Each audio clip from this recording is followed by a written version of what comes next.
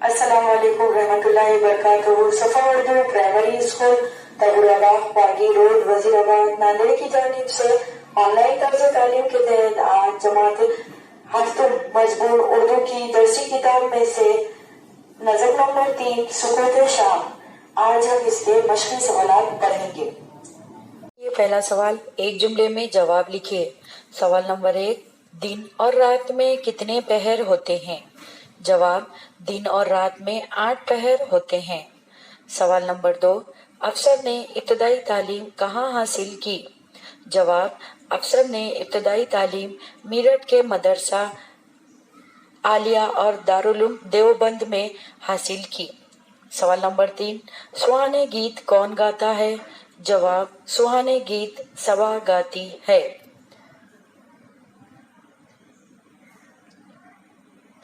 سوال نمبر 4، شام کیا لاتی ہے؟ جواب، شام نوید امن و راحت اور پیغام سکون لاتی ہے۔ سوال نمبر 5، شاعر نے سرخ بادلوں کو کیا کہا ہے؟ جواب، شاعر نے سرخ بادلوں کو لال دیو کہا ہے۔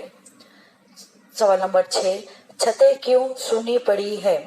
جواب، بچے چھتوں سے کھیل کر اتر گئے ہیں، اس لیے چھتیں سونی پڑی ہے۔ سوال نمبر 7، آواز سن کر دل کیوں بھر آیا؟ جواب، آواز میں ایسا درد تھا کہ اسے سن کر دل بھر آیا۔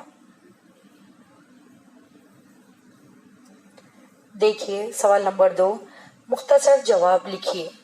سوال نمبر 1، شام کے وقت ماحول میں کون سی آوازیں سنائی دے رہی ہیں؟ جواب، شام کے وقت مندر سے گھنٹے بجنے کی آواز سنائی دے رہی ہے، اس کے علاوہ پجاری کے بھجن کی آواز بھی سنائی دیتی ہے۔ سوال نمبر 2، شام کے بڑھتے ہوئے اندھیرے کو شاعر نے کس طرح بیان کیا ہے؟ جواب، شام کے بڑھتے ہوئے اندھیرے کو شاعر نے بڑے خوبصورت انداز میں بیان کیا ہے۔ شاعر کہتا ہے کہ ایسا معلوم ہوتا ہے گویا دنیا نے سیاہ رنگ کا لباس پہن لیا ہے۔ پوری دنیا پر دھیرے دھیرے اندھیرے کی حکومت قائم ہوتی جا رہی ہے، دن کا نام و نشان مٹتا جا رہا ہے اور رات امن کا پیغام لے کر آہستہ آہستہ آ رہی ہے۔ سوال نمبر 3، مناسب جوڑیاں لگائیے۔